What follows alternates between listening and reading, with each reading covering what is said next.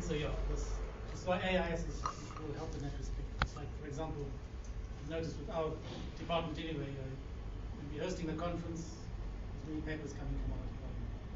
When we're not, I'm the only one that comes. So at least if there's, say, the AIS event that gets all IS people from all universities to come to SAICSIT, then they will also maybe at the same time submit papers to SAICSIT, so we get more IS papers in SAICSIT. Okay, so do you think we should minute this, that for now we will not have a separate conference, but we will try to actively grow the IS stream within SAICSIT, and then also actively work towards publishing those papers, revised versions of those papers in SACJ? Yes, you go. I must say, in support of that, I really like today's format, which wasn't a conference format. So I think there's space for alternative formats for alternative things. So let's keep the conference for the moment, the conference.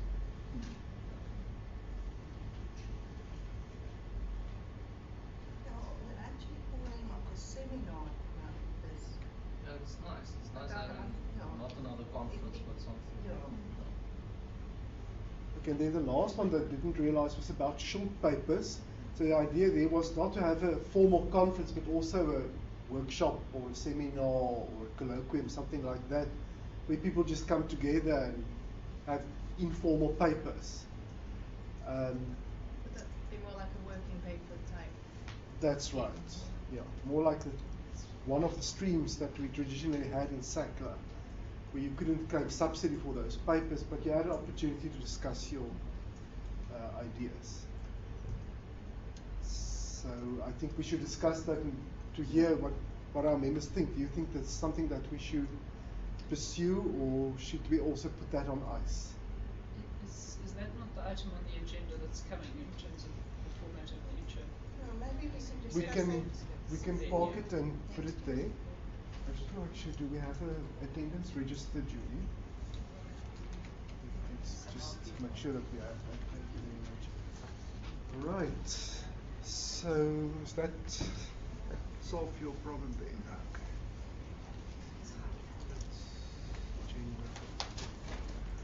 Okay, then management feedback. We had quite regular meetings, I think maybe 4 or 5 meetings at the AISSAC Board of Council. And our main thing was just to get our first seminar organized and see that we at least have some activity so that we can show the benefit back to our members.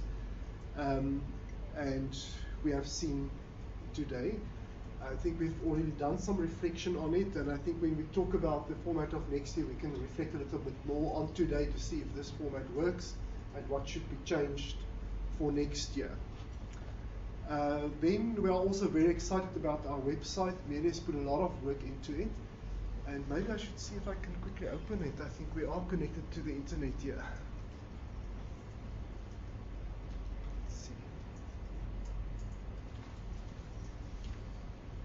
Not connected. Okay, so we're not connected. Well then, it's www.issac.org.za. I think.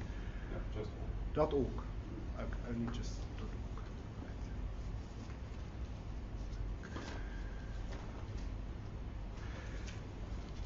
Right. And on the website there's general information, but we are also hoping to have a resources page, and that's why we asked our presenters today permission to put their slides there. And I've also made audio recordings, so if the sound quality is good enough, we'll also try to upload the podcasts there, so that we can slowly but surely build a resource page. And yeah, maybe stuff, we can maybe create another page for the Women's Network and the students. About the Women's Network. Yeah, that'd be really good. Your contact, With all the contacts and everything. And the links to those. Here is as webmaster. Would you like to say a few things about the website?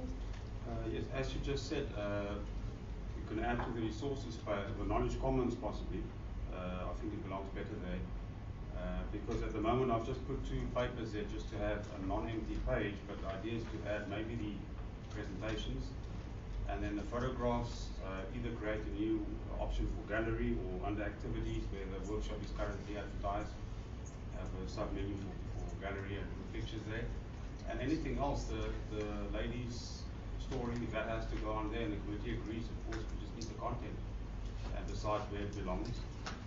And in general, once the content is stabilized, which has happened already, we would like to see updates. Nothing much has come through yet, so we'd like to get more content and keep on going, changing. I think you will have nice photos after today. Yes. And some slides. Yeah. Yes, and while we're talking about photos, we need to take a photo of the old council and the new council after this meeting, so please stay behind.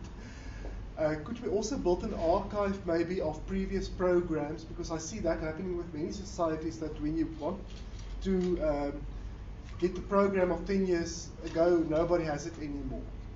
And the website is a nice place to have that kind of archive. I just wanted to suggest also, I mean, you mentioned papers, but perhaps papers like the one you've discussed on publications, things that are relevant to the ICE discipline in South Africa, would be nice to have on there, if that's possible. Whether there's copyright issues. So it's an open invitation. Before it was open access, but Okay. now we are open access. But that kind of thing, you know, the stuff that's relevant to the ICE discipline might be very nice to have on there as well. Even if we do not have permission to put the whole paper there, we can just have a link to the journal or the website or something. Or Pre-publication PDF. yeah, something like that. So Mirius has been begging us for stuff to put on the website, so please, we also ask our members to contribute to this and send us, if you have a paper that you would like to put there, you're welcome to submit it and we can consider putting it there. Very often we have draft papers that's not published, but you would actually like to have it somewhere on the web for your own intellectual property rights, so nobody else steals your idea or something, and maybe that's a good place, to put that. Well, your name is there, so you can always prove mine was first. Can I make a nice Yes, suggestion Judy. as well, and that is, would it be possible to put together a sort of email newsletter saying what AISSAC is up to? Perhaps just after this meeting, to say that we have this, we have the AGM, etc., etc. Because in terms of building membership and interest, it's easier to mail an email to all my colleagues than it is to persuade them to go log onto a website. So I think a sort of newsletter, you know, what's happening in, you know, that kind of stuff in an email format would be cool, because then if it just went to us, we could forward that to colleagues, and it may be a way of encouraging people to get involved. Yes, and then back. We have the newsletter option already, and the first newsletter is on there, so it'll be very easy to do exactly what you say, create the second one, email it, and then also add it to the list.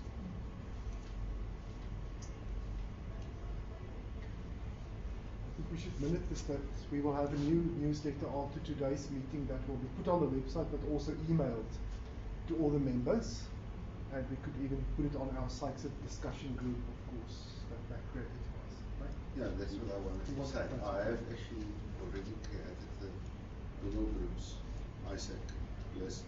I've sent invites out. There's some people that haven't accepted yet.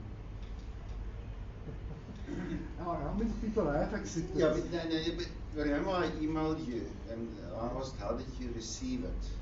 Yeah. So there are one or two things. I'm just joking. No, but I did send invites to the whole council, but apparently for some reason some invites didn't go through. But the group is there. That's something I'll look at before I go back, because it is nice. The little group. That is very nice. I support that. Yeah, I'll fix that. Like if we What's maybe- the same as a site group? Same as the sites at list. So, Yeah. excellent. So That's already been booked, and I'll just need to look up why the Nothing invites stops us didn't from go. sending it out on the SACSA group and the SACRA group as well, even put it on the AIS World group. can put You it don't on- have to be a member of AISSAC to be a member of that list. Or do you have to? What did we decide? Can't remember.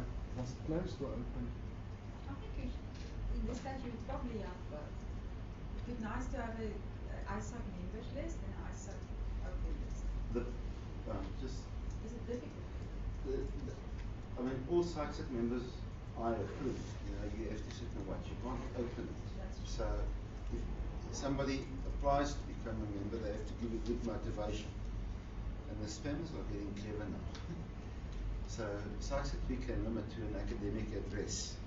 Even if you use a Gmail, you must provide an academic AC before we accept you. Well, sort of. So to just open a list leads to spam, except if you have to approve every message, and then it just grows so big so quickly. Okay, so we'll keep it closed for now, and we can reconsider as we go on. Could we compare our membership list with our AISSAC Google group list and just send out maybe invites again to the people who are not on the list again? But I first want to make sure why it didn't go through to these people. But I'll fix it. Anything else about the website, Julius? Just the Knowledge Commons idea, I think it was Yuto's proposal, was to just have a pool of knowledge, and we don't want to be stuck with copyright issues. So all I've done is, as I say, as an example, just put 2 abstracts on there, which can lead one to wherever you want to go. So if everybody can send just abstracts of any relevant stuff they've done, I mean, we all have tens and hundreds of them. This can be built into something useful.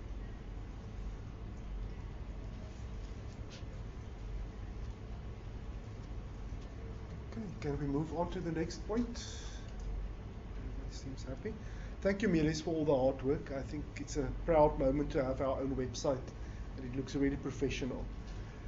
The next point is about the student chapter, and I'm glad that Elisha Ochola is here with us today. He's a staff member at UNISA in the School of Computing, busy with his own PhD. So he is a student himself, but also academic colleague, so I think it's the ideal candidate to drive this process and to become the owner and champion of this. Elisha has done some initial work on this and reported back to the council. Would you like to share your ideas with the rest of the members, Elisha? I can do it from here, no problem. And let's talk from Elisha, I think you must come and stand here, otherwise people are going to struggle to hear what you say.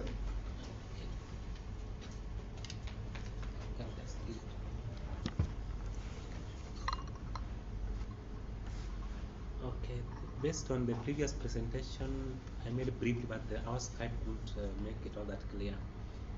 Then after that, there were some points I was to look at on the feasibility. That's the eligibility, the value proposition, and the demand. So just an introduction, when Prof briefed me of that, then my understanding originally was that we are to have a student chapter which is under the AISSAC. But then there was, in that particular presentation, there was a decision that it be done through an institution. Then the students from other member institutions can join that as we progress. So that was also ideal, because when I checked the list of student chapters, I could see there is affiliation to academic institutions, and from the AISSAC it was like an organization. So I was trying to pursue, are there also organizations that have brought in students as a student chapter? But that was not clear from the last consultation I made with a lady Prof introduced me to from AIS student chapter development director, the Amanda Prof. Amanda. Yes. So that was not clear yet, but she gave me the list, and the list is the same one I'd seen before, which was just affiliated to academic institutions. So I think we are in order to progress, by the decision made in the previous meeting that we register under UNISA, then other affiliate member institutions, students to join as we go along. So that's the introduction part of it. On the eligibility part, I think it's okay. I can just talk without showing it on the screen. On the eligibility part, there is two forms to be filled: the petition of charter to charter an AIS student chapter. Then there is a complete chapter by laws form. There are two forms, and then the major requirement is a fee, the annual fee. we look into all three of those. So under the petition charter, there should be an AIS member as acting as a student chapter faculty advisor. That's very crucial. There should be a link that person has to be an AIS member, though they can be a president of the student chapter. Those ones do not have to be a member, but at least there have to be one member who will be the faculty advisor. Then there will be a student chapter president. Then it should be endorsed. That application should be endorsed by a COD. There is institution endorsement part to be endorsed by a COD and a dean, and then list of at least 10 student members to be part of that submission.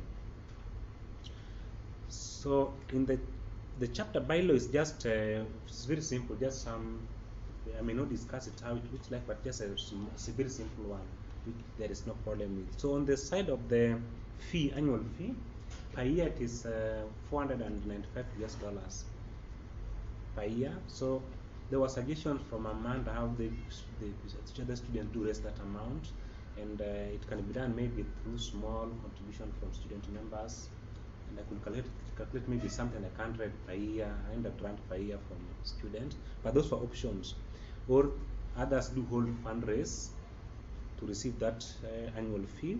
Others do receive funds from host institutions, like in AISSAC case, if you have got funds in the association, how do you call it, professional association, where we do give fee for membership to association bodies, then that fee can pay the $495 from that funding, from that fund allocation. Elisha, but if I remember correctly, that's $500 for the whole chapter. Yes. It's not per student. No, student is fine. We'll get into that as the benefit when we talk of the value proposition, because students do not pay. Once you are a member, there is no payment of anything. You don't have to be. You will still access everything via the student chapter as if you are a full member. So you don't need to register. But that's part of the value proposition. Or the last way to raise that amount is to seek sponsorship from local business, which might be too difficult, but maybe a purpose, because those are the 4 ways that so far other chapters have used to raise that $495. So the process takes about 3 weeks to finalize. So once everything is ready, then from the time of submission, it takes 3 weeks, and everything is finalized. You are registered. You fall under the list of student chapters on the website. So there is a 2 days to get when you make a submission. It takes 2 days to get a notification that here you have received your submission. Then it takes 2 weeks to finalize everything. The approval of the bylaw form is just a 2-pager, 2 to 4-pager document. Then again 2 business days for the confirmation of everything, so that after that two days you get your information after the approval that you have been accepted. You are now falling under the list on the website. Then on the value proposition, so the first one is that chapter members gain access to the AIS library, library. So like any other member of AIS, and so we can have just one, but all the members, it's like they're already registered individually. So students do not have to register as individual AIS members. And from the access, it is very helpful in researching for their papers or projects, because with the e-library you can be able to access all the important information for projects and research work. So there is also some activity they have, that is annual student chapter leadership conference. It takes place every year. There are some competitions where students identify a real world issue, problem, and come up with a solution. Then they make a presentation at the conference, which is held yearly, and then there's a competition. You can win something. The presentation is made to the faculty members and industry present. That's people from industry present. So for next year one, there will be in April at Arizona State University for the next year. Then again, it raises the profile of the IS programs in an institution, because the student will be having further access. Though other institutions are registered to other libraries, but we do not know, there might be something new that we can get from the AIS library, which may not be available in others. And then on the demand part, it's not questionable because you can see from the list of student chapters, it is numerous. It is roughly over 50, around 50. Though I didn't count one by one, but the list was a little bit long, going 50 registered student chapters. So obviously there's a demand for that. So that is it in brief. That is my brief presentation. So what I'm here to discuss with Prof for the next year, because the plan is like, if it is acceptable, we go ahead as was discussed in that meeting, then we can make a target of having it registered by mid next year. It will be running. It is possible to have it the latest mid next year, because for now there is no time. And when we begin the year gets stable, February, March, then we can give ourselves up to mid of next year to have it registered. Thank you very much. Discussion? Thank you. Any questions to Elisha or discussions? So in short, the proposal is that we start with the UNISA student chapter, because usually the student chapters are affiliated to an institution. Yes. But to keep it open, so if students from other universities would like to join, they are welcome, and then we can see how this thing grows, and maybe other universities can start their own chapters if there's enough demand. I didn't know if that would develop a culture of it being a UNISA thing with some extra people, apart from it being that that's how it normally happens. Why would it, does it help that it's just for one institution, or would it not be better if it straight away people could interact with people from different universities? That's kind of my help, especially if we're keeping it within IS. I don't know. Okay, there is a benefit. You see, this is it is one registration that can cover as many numbers. It is not limited. Only the minimum should be 10, but it can be maximum to hundreds. So there is, the fee is not a big fee. It is unlike maybe if one was to register as a single student. Then we are thought of the naming. We don't have to name it UNISA something. We can make it just. In fact, the name I suggested is, though yet to be discussed, is okay. Let me see it. Okay, it is the abbreviation is AISS. That is AIS South African Student Chapter, and we can just have it as such. So what they need, the other side, is just there is details for every student, every member. So what they have is every member detailed.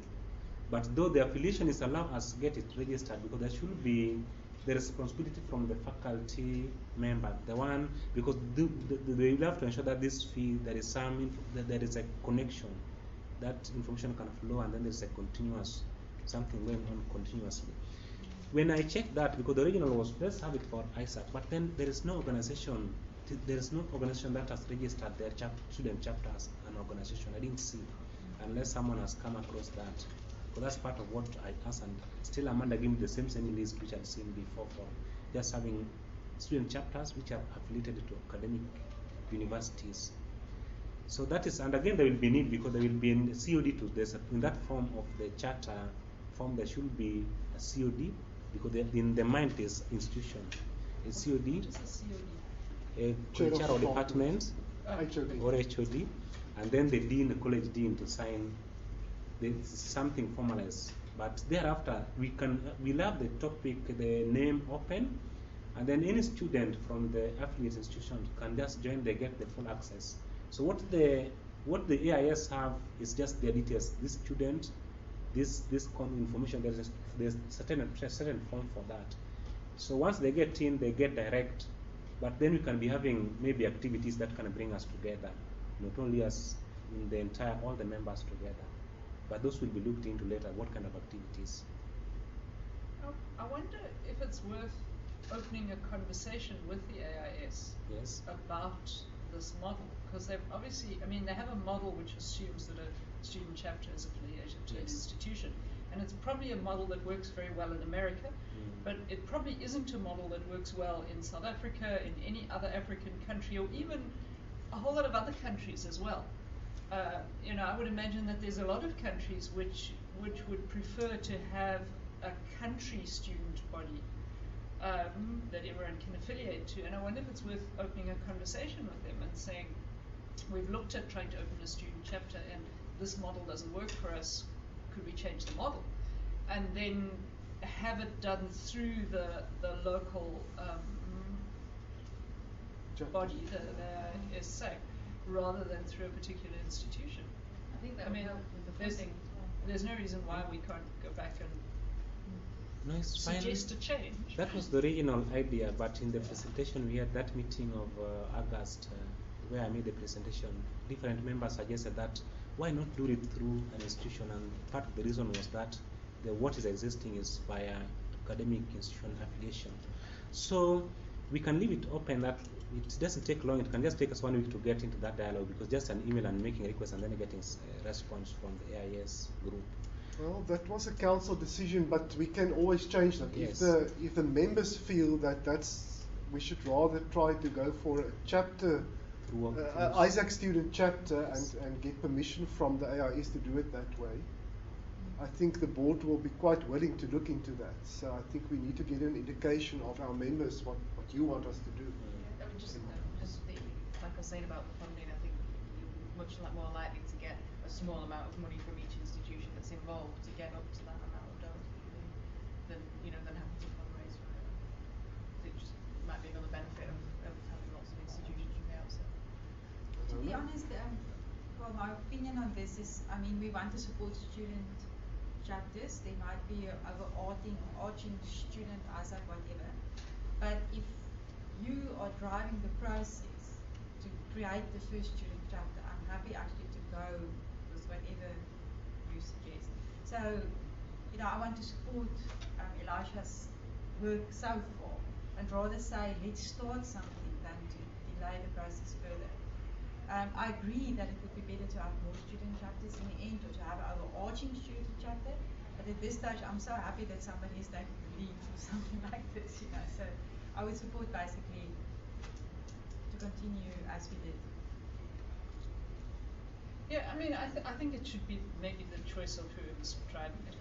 Because, Yes, I mean, it's also a question of what's the path of least resistance. But I mean, on principle, I like pushing back to Americans and saying your model doesn't work for us, we should do something else. So I mean, I think on principle we should suggest to them that maybe for large parts of the world a different model would be a good thing. So can we perhaps then say that, given the work that's already been done, that we definitely start at least with the UNISA student chapter, but definitely with a view to expand this to a general student chapter, and perhaps give the feedback to AIS. Can we make that? Can we limit it like that? Well, you talk to them and make the call. Yeah. I'm Because, happy with that. as I say, at this stage you've already done quite a lot of work, and I want to support the work that's been done so far, rather than stop it to create, to first go back for investigations. But that's, it's just a suggestion. If you're happy to take it further, because I also agree that we should take it further. But if you, it depends basically on Elisha's driving this. Okay, is everybody comfortable with giving Elisha the choice to have more discussions and then to decide how he wants to drive the process further? Thank you very much. Thank you, Elisha. We appreciate all your hard work.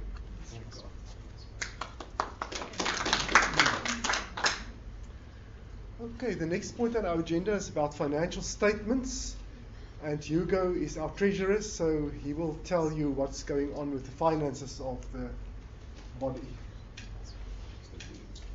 Okay, at this stage, everybody is very easy. We don't yet have our bank account, so we have no money. So zero income out expenses. We are in the process of establishing a bank account, and today's event will generate us a little bit of money. So, which will be paid into our account as soon as we've opened it and SAICS it as transfer. But for the moment, it's a very simple equation. Thank you. Great treasurer's report. Maybe we should just tell our members what we're doing with your money. Everybody paid R1,000 for today, and our arrangement with the organisers was that they can take 500 Rand for their costs in terms of food and catering, and we also have to pay 4,000 Rand for the venue. It's around 3,000 for the venue, and we also using some of the money for subsidizing our. No, we don't. We actually made other plans for our international guests. I don't think we're using any money of the income here. So whatever is left, we also waived some of the guest speakers and especially our international guests registration, so we have to take that into account. So what is left will then go into the SAICSIT account as kind of seeding money, so that we can start building.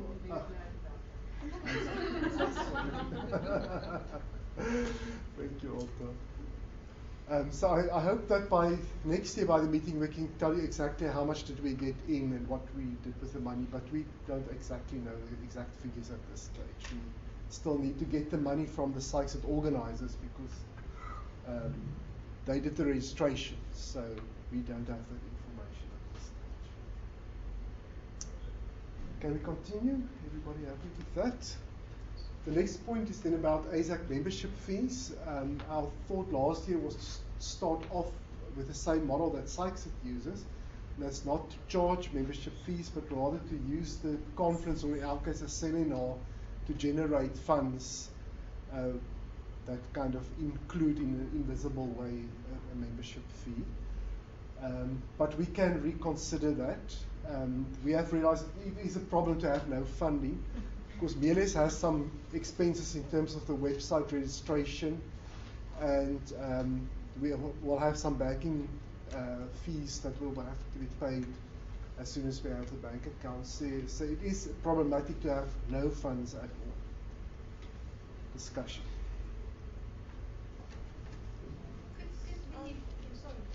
I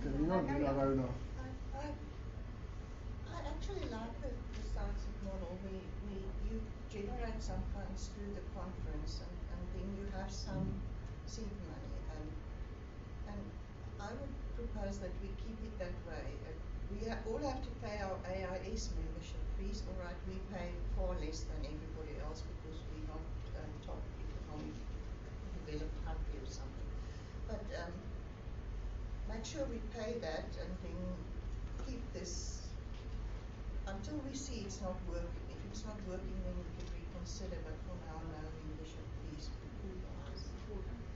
I don't know. I basically want to support that. I mean, after this event, we will have some money. Yes. So, and I mean, of course, we can reconsider whenever there's an issue. But, I mean, the money that we generate should be sufficient to pay the website things and maybe the bank. Well, the domain is about 120 euros. Well, I'll carry everything up to the end of the year, and then we can think about it again. It's not a problem now. Thank you for the sponsorship, Elias. Immediately makes me You have to put your Yeah, It's not, website as a sponsor. it's not that big. That makes me We'll feel put good. your personal logo on our website, sponsored by Melius. Okay, so I think the general feeling is that we keep the SAICSIT model of not charging any membership fees, but subsidizing from our seminar income, and to see how it develops in future. Is there perhaps an avenue for people to donate some money if they have money to spare? Always. Because maybe that's also a way to do it. I just think the one thing that we're not quite there at the moment is if they want tax certificates or exemptions, etc., that might become more complicated than we might want at this stage. So just mentioning that I mentioned. Presumably if they donate, they'll want to know it's tax free. So, Yeah, and there's a process to be gone through. Are we going to go through that process? Eventually, we will have to. SAICSIT is in the process now to do that, so I think we'll get there sooner or later. Yes. But we will have to do that. There's going to be sponsorships in another way, like Sensi from UNISA sponsored part of Carol Saunders' air ticket, and Informatics at UP sponsoring the rest of the air ticket. So that type of sponsorships is fairly easy to handle because it doesn't need to go through the AISSAC bank account. It's paid directly from the institution to the person. So you can always do with things like that, sponsoring a certain university, sponsoring an international guest for the AISSAC seminar, or the air ticket at least, or something like that. Although the one advantage from a treasurer point of view is that if that money does go into a bank account and out again, it shows the activity of the organisation. But I mean, it's a sooner or later. You know, just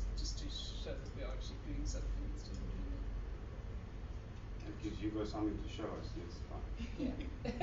Make sure the treasurer's got a job. Transactions. I'm willing to take the word that we're active, so. Anyway. But maybe for the minutes, we should maybe just minute the sponsorships for this year's seminar. Yeah.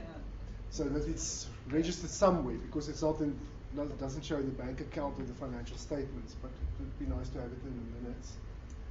I don't have the exact figures. Could we maybe just ask our secretary to go get all the information from UP and CSIR and UNISA, and then just put it in the minutes? Sorry, Alberta, I forgot you sponsored the whole Yes. CSIR.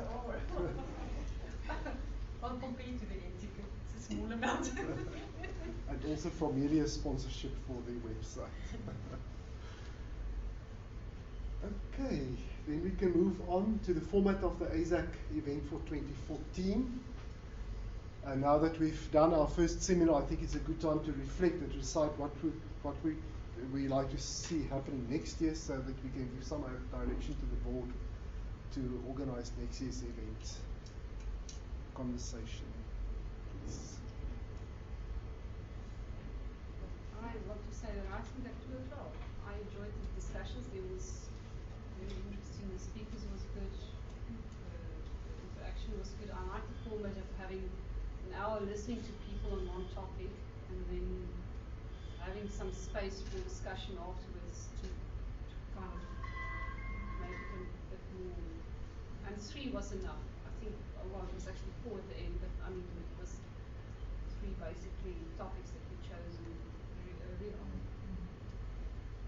I must agree with Walter. I found it quite a nice, relaxing way of engaging with senior people and international people, rather than just listening to papers. So, I think, like you say, the amount of time put in for discussion is very nice. It's good, you know, so I think get like a few different viewpoints and then all sit and discuss it together rather than one-on-one things. So I think the program's really good.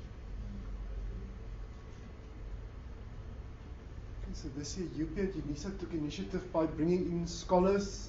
Everybody, of course, is welcome to make suggestions for next year and to bring guests, but we need to know relatively early so that we can plan the program around that. So this is the open invitation to all our members. If you want to propose something for next year, you are more than welcome. So does everybody agree that we keep more or less the same idea for next year, with 3 or 4 seminars in the same way, structured in the same way than today? And since it will be at UP next year, do we need to ask for the organizing body permission to have it, or can we just assume that it will be okay? It depends on the quality of the wine that we get. They'll have to prepare a bid and specify the wine. we'll have a board meeting about it. Right. Thank you very much, and thank you also for the feedback. Can I just ask one Yes. question? Is the intention still to hold it just before SACS like this? On the day of the workshop. Yeah, I presume it will have to be on the day of the workshops in general. Though that of course do clash depending on the number of workshops. But still. Yeah. Urban. Yeah, another possibility maybe is looking back to the design science workshop last year. Before that, I think it was enterprise architecture. So those sort of workshops, which I suppose direct interest to IS. Yeah, especially that's the thing. If you have There's design a bit of a science, clash in those cases. as well as this, it might have a clash. But I think probably what we have to do in such a case is try to incorporate, if we want to do something like design science again, into perhaps as one of the sections at AISSAC. I don't know. We will have to That's take a that. possibility to have a theme for the AISSAC seminar, which could be design science, and then to collaborate and do it as one thing. We agree, don't we, although? The enterprise architecture one and the design science, so we will make sure. Hugo? What I like today is the diversity, Yeah. because everybody sort Okay. of got something you out prefer of it. I something mean, if that's I'm not into cool. design science and it's a Then whole it- day of design science, No, then I it's I'm not agree. interested. Yeah. Yeah, I agree. That's what I'm actually saying, is I think we should keep it shorter, because I think this was much more useful for a wider audience. So that we have you know, not do a big workshop that clashes. But Urban does have a point, because I mean, if you're going to do specialized topic like design science, you actually do need a whole day. But it depends on I hear what you say. It can be that it clashes. And I think that can sort of be handled by the organizers of the AISSAC conference. Because, well, next year we will, AISSAC and AISSAC will be basically the same people organizing. And so we can control that a bit to make sure that there is not really a clash with AISSAC for IS people. Yeah, I mean, my feeling is that stuff that can be handled as academic papers and sites, it should be handled there, Yes. not as part of this. But I think maybe what we could think about is kind of in choosing the topics, something to do with IS teaching, which is what we had today when we spoke about the curriculum stuff. Maybe something to do with like a reflection on the publication, something to do with IS as a discipline, and then maybe something on specific topics or something. But that sort of spread, I think, adds to the diversity. Methodologies was a discussion today. Yeah, you know, what are the Methodology things, but a range of slightly different things in trying to find something interesting. Sorry, I just want to get back. Ewan, I think I misunderstood you. Are you saying that like the design science workshop would be clashing with AISSAC, or are you saying that something like that should be incorporated in AISSAC? I suppose both. On the one hand, okay, there could be a situation, but I suppose if IS people are proposing a workshop, they try to incorporate it in AISSAC and try and, I suppose, shorten it so that it's not the whole day. Yeah, okay. So yeah, I was saying two things basically at the same time. No, I think there's nothing that say we can't have, say, a workshop for 3 or 4 hours, and then a type of seminar like today on 1 or 2 topics in the afternoon, or a mixture of it. So it must be open to. I want to suggest that we don't constrain the organizers too much. Yeah. I think the principle of what belongs in the conference be in the conference, and for the rest let the inspiration come, which one usually gets as you start thinking about these things. So.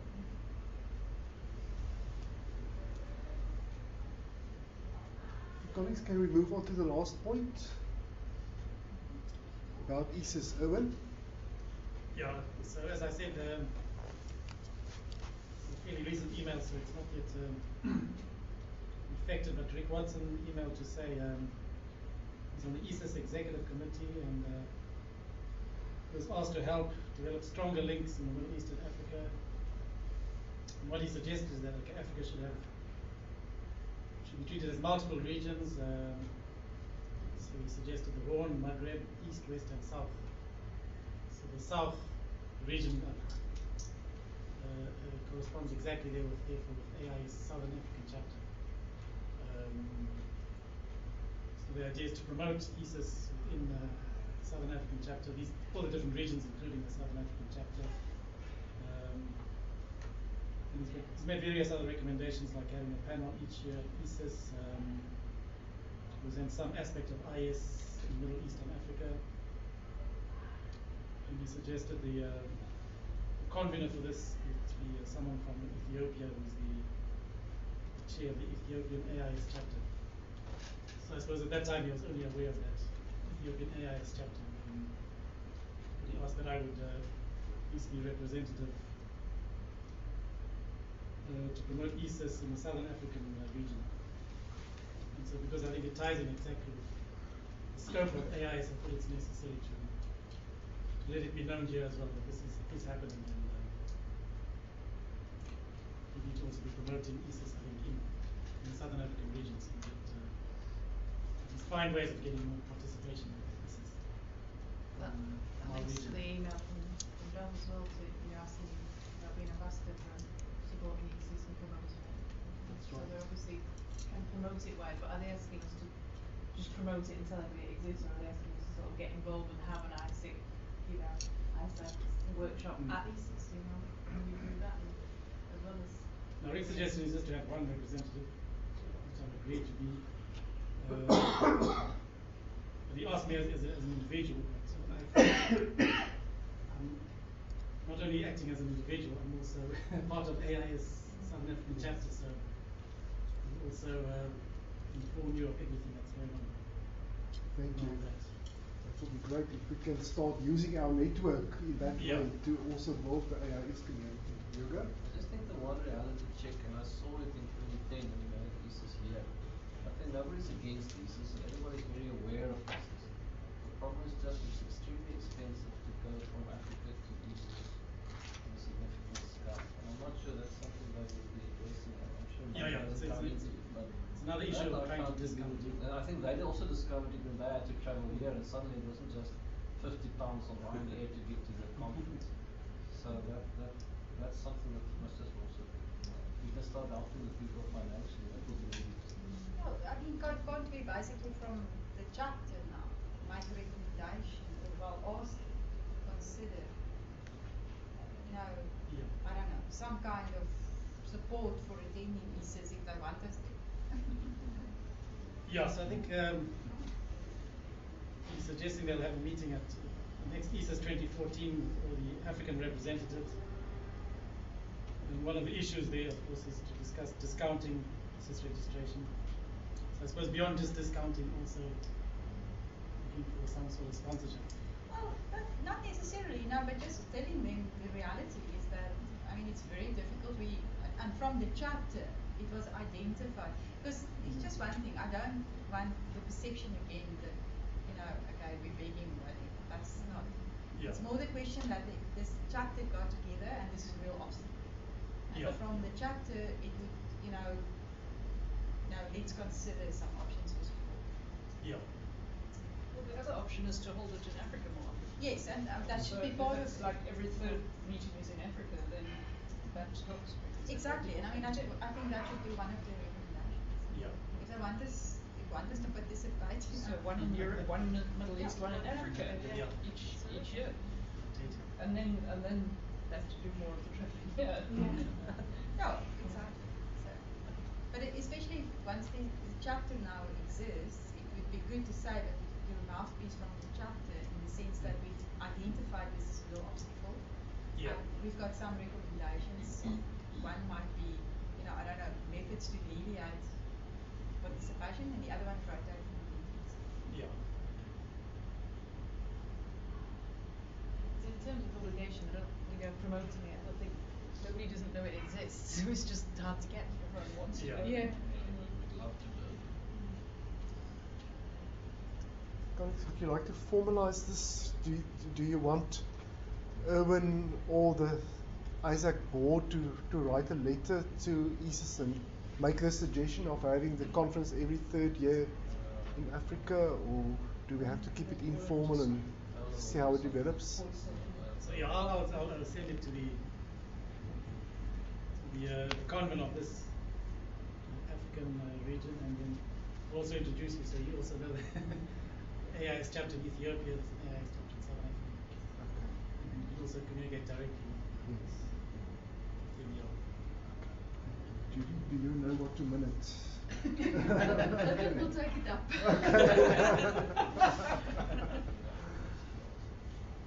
Colleagues, I think that brings us to the end of the meeting, at the end of the seminar. Thank you very much for attending and for paying to be here today. We really appreciate it. And I think everybody's participation make it a huge success. We had lots of time to discuss and to network. And to me personally, it was very nice to not be rushed and to have time to have a proper in-depth discussion about the issues that we had on our agenda today. Thank you very much. Oh, there's something else. Sorry, I'm so sorry. I just told you that. Okay, we have to elect a new secretary. Our secretary, Judy, resigned, unfortunately, because she has now other big business going on. So thank you very much for the hard work that you did in the first year of AISSAC's existence, Judy. We really appreciate that. Are there any nominations for a new secretary? Judy? I'd like to nominate Emma Coleman. Emma, are you willing to do it? Thank you very much. More nominations? Wow, you're elected then. Thank you very much. Congratulations. Is there anything else that I forgot? So now this is the real end of the meeting. Thank you very much. Meeting adjourned. Thank you for taking the lead on this. Yeah. It's really good. Really. Chris. Oh yes, we need a photo of the board, including Judy and Emma as outgoing and incoming secretary, please.